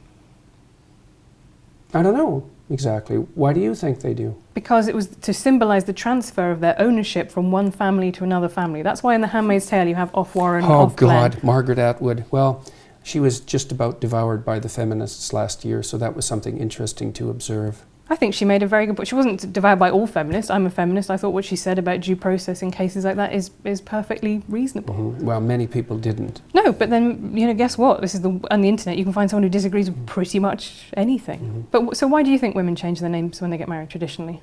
If it's not about transfer of property ownership traditionally? I don't know if I have an opinion about that. The specific reasons for that, I'd have to look into it for a fair amount of time before I decided it, but I certainly wouldn't boil it down to a unidimensional argument about the ownership of women by men. So, okay. I mean, the part of the problem too is with this sort of discussion is that it's, and this is why I consider it a manifestation of ideological possession. It's predictable. Well, that's what knowing your stance on. But having a coherent ideology does mean that it is predictable, because you don't need an ideology. It is one logical thing that flows from another, and all those pieces tessellate together. So what I find very interesting about your thinking, I find it quite slightly baffling, is that I don't really see how all the pieces fit together. You say that you're not, you believe in God, but there's a lot of emphasis about going back to... No, I actually say I act as if God exists. Right. But, which is actually my definition of belief. Okay, but that then doesn't, to me, tessellate very obviously with your insistence that we know actually it's just about pure science, and there's not a, because I can. What insistence that it's just about pure science? Well, I wrote Maps of Meaning. There's no insistence in that it's just about pure science. Okay, but you make appeals to science. What I mean is, different. You make appeals to science all the time. You say, well, this is what the literature says, and the trouble with God is that ultimately you can't say this is what the literature says. There is no literature. Which is why I don't say anything about the scientific status of God, apart from what can be experienced maybe under certain conditions of what would you call chemical-induced mysticism, which seems to be something that you can say something scientifically about. But I see that there's two different realms, right? There's a realm of values and a realm of facts. And in the realm of facts, science reigns supreme. But it doesn't in the realm of values. You have to look elsewhere. That was what the humanities were for, before they got, what would you say, hijacked by ideologues. And the idea that something should be consistent. You were talking about the necessity for consistency in ideology. It's like, I'm not hearing what you think. I'm hearing how you're able to represent the ideology you were taught. And it's not that interesting, because I don't know anything about you. I could replace you with someone else who thinks the same way. And that means you're not here. That's what it means. It's not pleasant. So you're not integrating the specifics of your personal experience with what you've been taught to synthesize something that's genuine and surprising and engaging in a narrative sense as a consequence. And that's the pathology of ideological possession. It's not good. And it's not good that I know where you stand on things. Once I know a few things, it's like, why have a conversation? I already know where you stand on things. I bet you don't know where I stand on all things. I would hope that was true. Okay, let's talk about transgender issues. That's fun. What do you think I think about transgender issues? I suspect that you think that gender expression, gender identity are fundamentally social constructs, but I could be wrong. No, I believe that there are definitely some biological differences between the sexes. We've observed them. I do believe that gender is a hugely powerful social structure that we've built on top of that it is largely, but not entirely, socially constructed. I think when you look back through the history, you know, biological differences have consistently shrunk, like we were talking in the 18th. They haven't in Scandinavia, they've magnified. Okay, but we were talking in the 18th. That's actually an important exception because Scandinavia has gone farther than any other area, the Scandinavian countries, in establishing egalitarian social policy. And the differences in interest and career choice and personality between men and women have grown as a consequence, not shrunk, which is exactly the opposite of what the social construction is predicting. But also just suggests that they're malleable, actually, rather than fixed. Well, of course they're malleable. No one would ever suggest otherwise. Right. So that's what I mean. So I think they're it's a not blended both. malleable in the direction that the social constructionists presume. As you flatten out the sociological landscape, you maximize the biological differences. No one saw that coming. And you might think, well, it's a handful of right-wing scientists who are pushing that. It's like, no, it's not. It's mainstream psychology, and there aren't any radical right-wingers in mainstream psychology. And everyone who discovered that was absolutely shocked by it. And these papers have been cited by thousands of people, and they have tens of thousands of subjects, and they've been done on virtually national level samples, cross-culturally. But I also think the behaviour in Scandinavia has changed. For example, a lot more men take paternity leave now, that there is a portion that is reserved purely for men. That doesn't seem to be making them wildly unhappy. So I think that there are definitely behavioural things that are susceptible to nudges by society, by government and by the state, and that do change the way that people behave. Mm-hmm. Yeah, that seems so we can kind plausible. Of meet in the middle on that one. We know that people can be educated and that we can develop as a consequence of learning. That's certainly not a disputable proposition. And I also believe that there is no evidence for gender identity in the way that it is used as an idea of a soul. I think that that's the way that it's often used to me. By who? By transgender activists. Yes, well, they talk about having a female soul, and that to me seems strange. I don't see how you can something like biological determinism, right? Which is very. It's one of the things that's so perversely amusing about these sorts of arguments is that but I attribute it to the lack of demand for logical consistency as a consequence of postmodern thinking. You can believe one thing when it's convenient in one situation and another thing when it's convenient for another. So we're in the perverse position where if you're a man born in a woman's body, that's biologically determined. But if you're a woman born in a woman's body, that's socially constructed. It's like, okay, good luck with that theory. Right. I don't believe you can be a man born in a woman's body or a woman born in a man's body. What I believe is that there are some people who feel alienation towards their bodies and they want to remove body everybody parts. Feels that. Right, but they feel it to such an extent that clinically the best treatment for them is to transition and live as if they were the other sex. Yeah, well, I don't think that there's any evidence that that's clinically the best treatment. We certainly don't know enough to make that presupposition, and I think we're playing with fire assuming that that's the case. The long-term outcome studies certainly don't demonstrate that. So it's not so. I would make a very big distinction there between adults and between children. I think would be a good distinction to make. Right, yeah. But I think we are very quick to diagnose and treat children in a way that I find, and not waiting for the research, and that I find concerning. Yeah. So well, the lawsuits will put an end to that in about 15 years. So there's one place that we have found from which that is something that gets me a lot of hate, right? I'm sure it does. I'm a turf and a bigot for that. So right. I don't think that's something that you would have been able to predict, that I think, because that is not now the orthodox feminist position. I agree completely. Oh, isn't that good? So congratulations. We've all learned something. Mm-hmm. I just wanted to talk quickly about Me Too movement. Mm-hmm. Tell me your reaction to what's unfolded over the last year. I won't put words in your mouth. You tell me. Well, there's certainly no shortage of evidence for reprehensible sexual behavior on the part of people who can use power to get away with it. So that's not so good. The Me Too movement, I suspect it probably did some good things and some terrible things. So I would say that there's a dangerous proclivity to abandon the concept of the presumption of innocence. So in university campuses, for example, we're moving towards a preponderance of evidence model. I'm not very happy with that model. I think that's a very big mistake. The presumption of innocence is nothing short of a miracle, and we abandon it at our extreme peril. So I'm not happy with that. I think the believe the victim idea is something that only a fool could conjure up, because it opens the door to unbelievable opportunity for manipulation.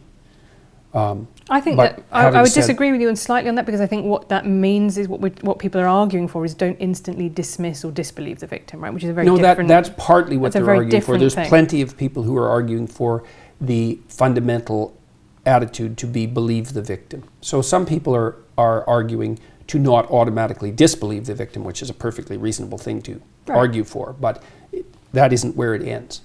So okay, climate change. I saw you posting a link to a study suggesting that a lot of the way that it's talked about has been overhyped. What are your beliefs about climate change? Well, I spent a lot of time. I don't really have beliefs about climate change, I wouldn't say. I mean, I think the climate is probably warming, but it's been warming since the last ice age, so I don't know. But it's dramatically accelerated even in the last couple of decades. Maybe.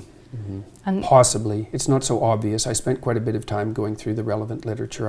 I read about 200 books on ecological, what would you call it, on ecology and economy when I worked for the UN for about a 2-year period, and it's not so obvious what's happening, just like with any complex system. The problem I have fundamentally isn't really a climate change issue.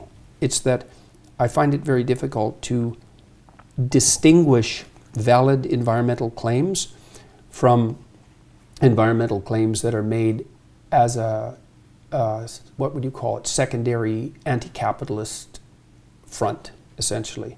So it's so politicized that it's very difficult to parse out the data from the politicization. So I saw there was a line in 12 Rules which says people stricken with poverty don't care about carbon dioxide. Yeah, that's definitely the case. And I think that's not an unreasonable point to make, because you think about Maslow's hierarchy of needs, right? People, if you can't eat, then actually you can't really worry about what's happening in 50 years to the planet. However, I don't think that's a reason not to tackle climate change, because those same people in the global south... It's partly a reason. Is it though? Because people in the global south... coal-generated plants stop people from starving. So yes, it's partly a reason. And it's certainly the case that making energy more expensive, obviously, makes things more difficult for poor people. So yes, it's definitely an issue. And I would say, it's kind of a conundrum for those on the left. It's like, what's it going to be? Clean air or hungry people? Think, well, we don't have to choose. It's like, okay. Or renewable energy, or... Oh, good luck with that. Or nuclear power. I'd be fine with more nuclear power stations. Yeah, well, it doesn't look like we're moving in that direction very fast. No, but that is a solution. Well, it worked for the French. I was fascinated. David Attenborough is something kind of close to a national religion in Britain. So there's a bit where you say population control advocates like him, you compare them to Eric Harris, one of the Columbine killers. Why then is it virtuous to propose that the planet might be better off if there were fewer people on it? And I found that completely boggling, that you have elided their population control through people not being born and the mass slaughter of people who are already alive. It's the motivation that I question. Right. Tell me more about that. Well, what kind of statement is the planet would be better off with fewer people on it? First of all, there's an easy solution to that. You could leave.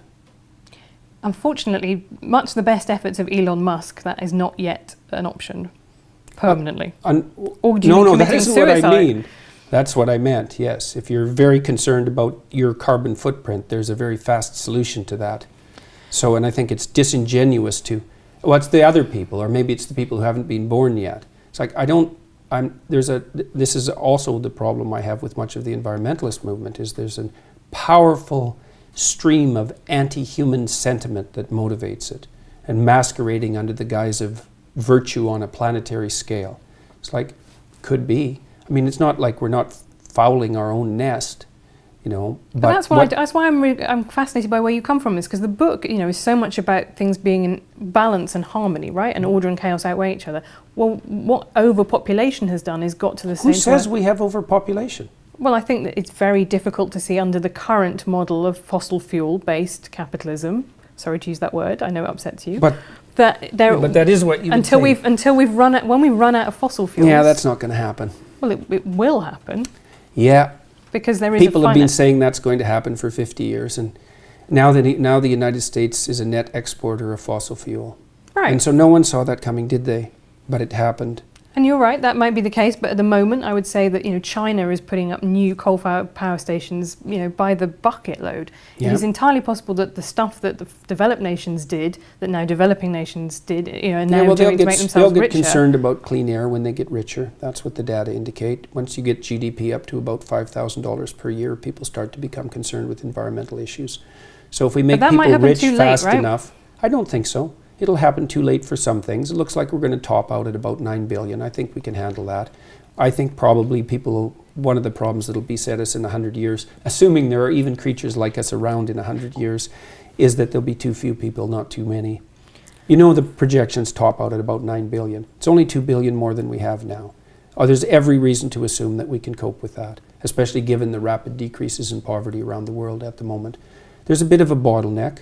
There'll probably be some more extinction. What we're doing to the oceans by overfishing doesn't seem very smart, but we've only been aware of our role as planetary stewards since 1960, I would say, and we're not doing too bad for people who just woke up to the fact that we're actually a planetary force. And I don't think that we're overpopulated.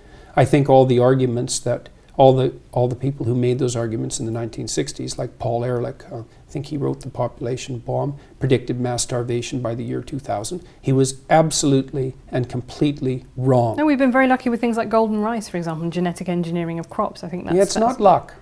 No, it is. I agree. Human ingenuity is a huge part of that, definitely. Right, well, and more people, more ingenuity. And Bjorn Lomborg, who I really admire, this skeptical environmentalist who's actually gone a very long ways to trying to figure out what we could do at a planetary level that would actually be useful and productive.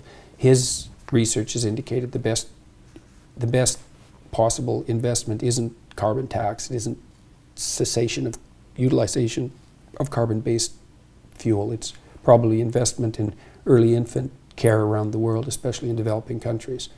Seems right to me. He's done the analysis very carefully. One more area that you've talked about that's caused controversy is gay parenting. You said the devil is in the detail and you want to see more studies on that. What do you think might be the adverse effects of having same-sex parents? Well, I don't think we know what modeling is optimal for children. That's really the issue. I mean, I suspect that 2 parents are better than 1. Suspect, right? I don't know. 1 parent is definitely worse than 2. We know that. But we don't know what exposure to role models, say, is necessary for the continuity of maternal behavior or for the adoption of functional gender roles. We don't know any of that. And so that's the variable, obviously. No one knows what the consequence of being raised with 2 people of the same sex is. Maybe none. But so there doesn't seem to be any evidence so far. That's all the literature review suggests that there were a couple that showed problems, but they were in coupledoms that had already broken down, right? So there is no evidence. Maybe there will be some found, but at the moment there is no evidence that there is any problem with having gay parents. I never said there was. Somebody asked me, I believe it was a question like, if there was a problem, what would it be? It's something like that. I mean, you can make a very strong conservative case for gay marriage, I think. I mean, not that I would necessarily be motivated to make a conservative argument. David Cameron, our former Prime Minister, said, I support gay marriage because I'm a conservative. Yes, right. So, it's obviously homosexuality it's been around forever. So what's the appropriate social response to that? Well, conceivably, bringing as many people as possible into something approximating the same game. I think you could make a reasonable case for that. What's the consequence of that for children in those families? I don't know. I mean, what I would say is, well, the obvious risk is that there's no one of the opposite sex around. I mean, it doesn't take it doesn't take the perception of genius to come up with the observation that might be a problem. Now, maybe it's not.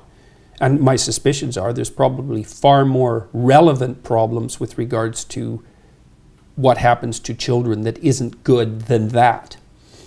Right. So, So this is a way in which, that is now a conservative position to hold. I think it's 20 years ago that would have been anathema to mainstream conservatives. Well, people were concerned with the deterioration of marriage and believed that any additional transformations would further weaken it. And I think that that's not an unreasonable position given how weak it's become. And I don't think that that's been good for people overall. Okay, let's talk about free speech to finish on.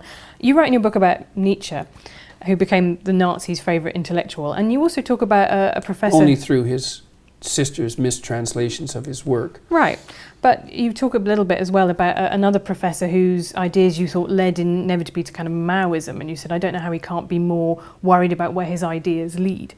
Do you worry about where where your work might be taken and used by other people? I saw you posing with... I worry about that all the time. With a Pepe flag. Oh, I can't believe you brought that up. Right, but I just think it's... Seriously, I can't believe you brought that up. You should go online. Yeah, I do. There's a... Believe me, I do. There's a video called, I think it's called, Is Jordan Peterson a Darling of the Alt-Right? Have you watched the video of the person who put up that Pepe flag with me? He's online. But go watch it. I have seen... You wouldn't, I would say... And why are you concerned about Pepe anyways? Jesus, he disappeared like 3 years ago. It is... And most of that was trolling by young guys who were trying to drag the media into idiot accusations like the idea that this was a white supremacist gesture, which I was asked about on CBC. It's like, no, it wasn't. It was Fortran trolls playing the media for fools, which worked. And much of the Pepe thing was that as well. Okay, but the problem with people ironically pretending to be Nazis on the internet... They weren't pretending to be Nazis. But no, this is a separate phenomenon, and 4chan definitely do ironically pretend to be all of the worst things they can possibly be, is that some people take that very seriously. There was a case in America recently of a guy who stabbed his father because he had thought that his father was a Democrat. He was writing stuff for a conservative website. He'd got very into the Pizzagate conspiracy theory. He's probably paranoid. Right, so there are people who take this stuff very, very seriously, and they latch onto it. What's your point? I'm saying that, how much responsibility do you feel that you have, particularly guys the alt-right, who, as you say, some of them have enjoyed your work, and say, I'm not one of you guys. I'm not with you guys. They haven't enjoyed my work. I've definitely read bits on the internet. Read more. Okay. Find some evidence. I'm extraordinarily sick and tired of this particular accusation/line of questioning. I'm no fan of the identitarian right, the ethno-nationalists, the alt-right. First of all, what do you mean by alt-right exactly? Do you mean ethno-nationalists? Do you mean white supremacists? No, I mean people who are on the right but have got their power base outside the traditional media. They see themselves as an alternative. So I see them coming That's a pretty loose definition of the alt-right. Rush Limbaugh kind of talk radio, right? People who see themselves in opposition to an establishment. Rush Limbaugh is not the alt-right. He's been around for 30 years. Right, so he's the progenitor of what I see now. Breitbart and things like that are the new media version of that very old media. Well, let's define what constitutes alt-right first. For me, they're ethno-nationalists. They tend to be white supremacists. And generally, when people tar me with an alt-right epithet, the reason they're doing that is to associate me with those people. They don't like me. And the reason for that is that I've made it very clear, not only in my videos, but on Twitter, that I don't like them. I don't like their anti-Semitism. I don't like their use of identity politics. I don't agree with their aims. I think that their notion is something like, well, if everybody's going to play identity politics, we're going to play it too, and we're going to win. And I can certainly understand that motivation, but I think it's a bad game all around. And I think the only reason that I was ever associated in any sense whatsoever with anything to do with the alt-right was because it was extremely convenient of the radical leftists, who I fundamentally detest, to paint me as a representative of that viewpoint. Right. Other than that, zero. Now, but that's not what I did, you say. So at no point did I say you were... Well, you brought up the whole Pepe thing. But I did bring that up. But there was a reason I did that, which is that Nietzsche himself said, I'm an anti-Semite, right? And yet his ideology and his philosophy ended up being used by the Nazis. So my question to you is, how much responsibility do you feel about the way in which your work is used? It isn't even what I feel. It's not how much responsibility I feel. It's how much responsibility I take. Right. Right. And I take as much responsibility as I possibly can. Right. Which is why I'm doing what I'm doing. Right. I'm going around the world. I'm talking in different cities. I'm talking to people as much as I can. I'm putting out content that I think is useful for people online, and I'm clarifying what I think. I have 300 videos on YouTube. Virtually, for all intents and purposes, every single word I've said to students in a professional capacity since 1992. And despite the fact that I have innumerable, highly motivated enemies, they haven't been able to find one thing I've said in 30 years that, what would you say, justifies any of those accusations, or any other accusations for that matter. So it's quite the phenomena. I mean, I understand it to some degree, you know, because... So, sorry, about the Pepe flag, because you can help me explain this. Why did you pose with it? What were your reasons for doing it? Did people just come up and bring it to you and Yeah, I was like posing with... I've probably been photographed with, I don't know, 5,000 people in the last 2 years. And, you know, it's one after the other, often in groups of 100, 150 or 200 people. And it's like 15 seconds. Right. And they brought this flag. One of them had spoken at the event. They were doing it ironically. They unfurled the flag and we took a picture, and that was that. Would you have posed ironically with a hammer and sickle flag?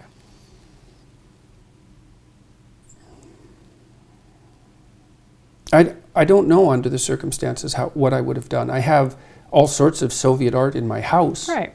Because this is, I think, anybody could get caught out, and social embarrassment is a huge factor, and you don't want to kind of tell people who've been very nice to you that actually you don't want to do the thing. I just wonder if that's something that you regret now, that you wouldn't do it again if you had the opportunity.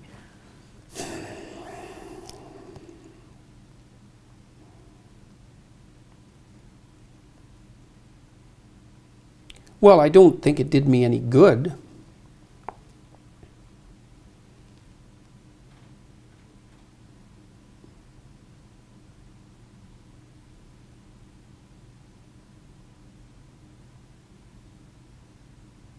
I don't think I'll betray my former self. We'll just leave it where it is.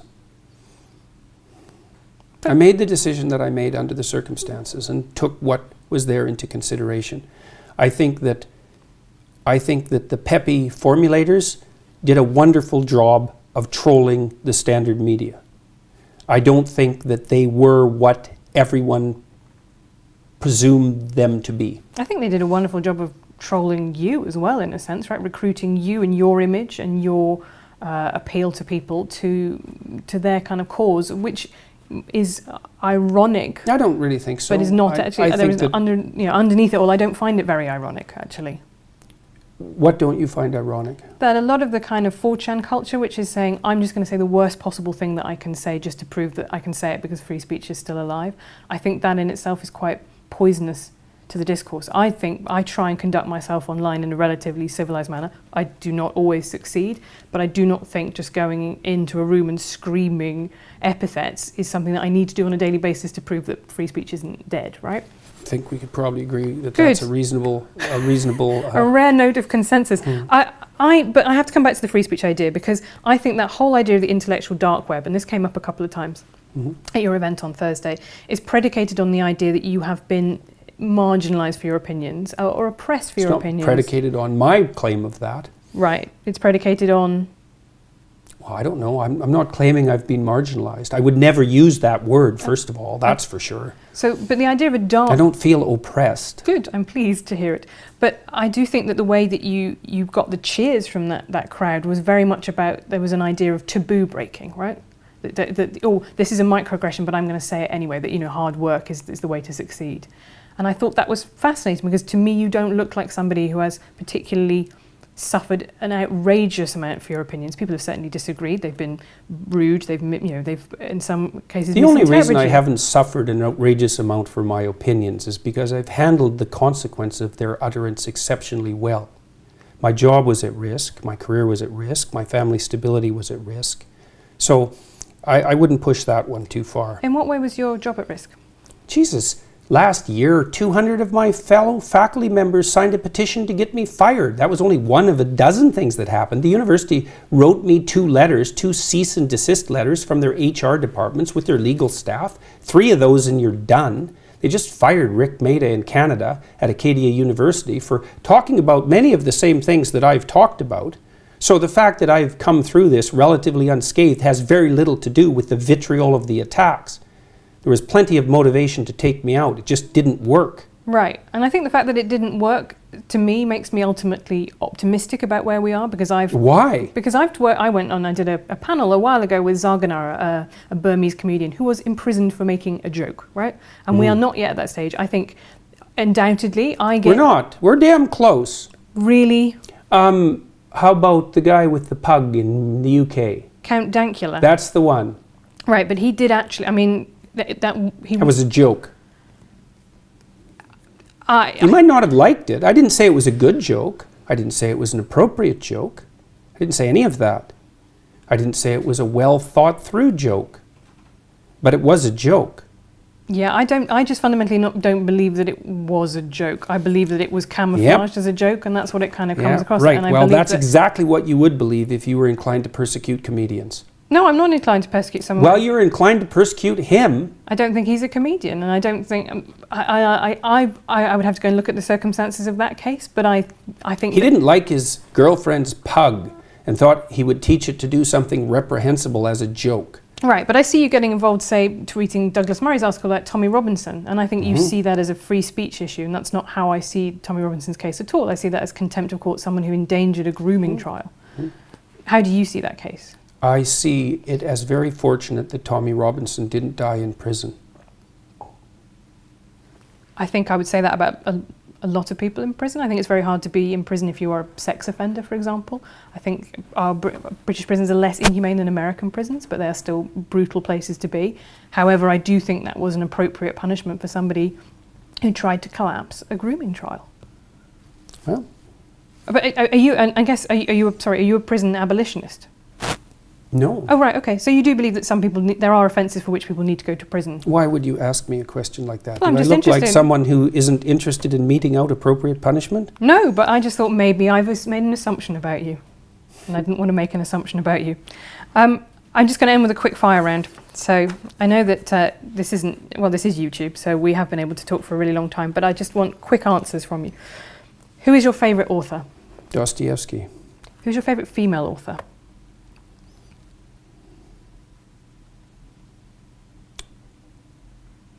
Margaret Lawrence, I think.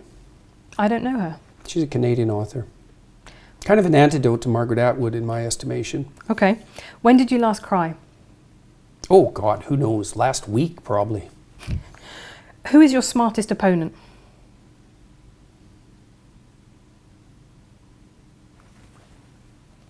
Sam Harris is pretty smart. Because you've had debates about atheism with him and about rationality. And yeah, I don't really regard him exactly as an opponent. You know, I mean, we disagree on things. I don't really tend to think of people as opponents, generally. I mean, but Harris is smart. He's good at making his case, and so that's been interesting. What big question don't you know the answer to?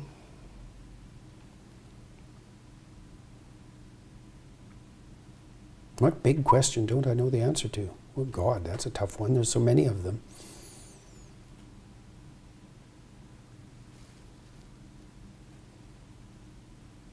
Well, personally, it's what I should do in 2 years. When did you last change your mind about something important? I'm changing my mind about things all the time. Every time I do a lecture, I change my mind about something. But something important, something big. Oh, well, I can tell you. I mean, one thing I've learned in the last 2 years is that I think I overestimated. There's an obesity epidemic in North America, perhaps throughout the Western world. I think I overestimated the degree to which that was a consequence of a sedentary lifestyle, and overestimated the degree to which a lack of discipline was contributing to it. I think much more now that it's an illness. Well, those are two different things though, aren't they? Discipline is self-control and illness is something out of your control. Well, let's say you're overweight, you should exercise. It's like, well, actually the evidence that exercise will thin you down isn't that great. And maybe the reason that you're not exercising is because you're ill, not that you're ill because you're not exercising. So I have a lot more sympathy for the hypothesis that the obesity epidemic is actually a consequence of an illness, of a broad scale illness isn't exactly right. Mm. It's a dietary problem, fundamentally. And there are deep causes for that. Are you still eating your all beef diet? Unfortunately, yes. Really just beef? Not, can you have like ketchup on it? Nothing. Right. Yes, it isn't something I would lightly recommend. It's a little hard on your social life. It makes traveling quite difficult, and it's dull as hell. But what has it done for you? Well, I lost 50 pounds in 7 months. I stopped snoring. I had some autoimmune conditions that seem to have gone away. I'm not taking antidepressants. My mood isn't perfectly regulated, but I'm under a fair bit of stress, so that might have something to do with it. I sleep much less. I can work more. Imagine I your don't have arteries GERDs. might not be in great shape. I don't think there's any evidence that I don't think we have any idea what causes arteriosclerosis. I think all of the dietary knowledge we have is rubbish. And partly because it's unbelievably difficult to do proper dietary studies. Mm. You can't do controlled studies. It's all correlational, and there's so many variables. I think the correlational studies are useless. So also this all meat diet, this all beef diet has apparently cured my daughter. So, who had juvenile rheumatoid arthritis? Well, that was the original diagnosis, and it was idiopathic, which means we don't know what the hell's causing it. Yeah, but she's completely symptom-free. So that sort of thing makes you sit up and take notice, because it doesn't make any sense. When was the last time you lied? Because the book says no lying. Do you still lie? Everybody lies. As Dr. House himself told us. Mm-hmm. What is most important? But I'm pretty damn careful about it. What is most important to you in life? Not being stupid. How would your life... Not making foolish mistakes. Not being incautious. Yeah. That's tough on yourself. Life's tough, man. Right. How would your life have been different if you'd been born female? Multiple orgasms. It's not a bad one. What's your biggest regret? That I didn't take advantage of the opportunity to learn to play the organ when I was 7. If that's your biggest regret, that's going to be a great deathbed, because that's... Yeah, well, that's I would have liked... It would have been better for me if I would have been a better musician. And finally, how would you like to be remembered?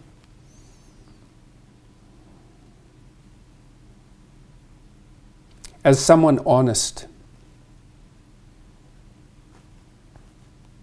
Dr. Jordan Peterson, thank you very much.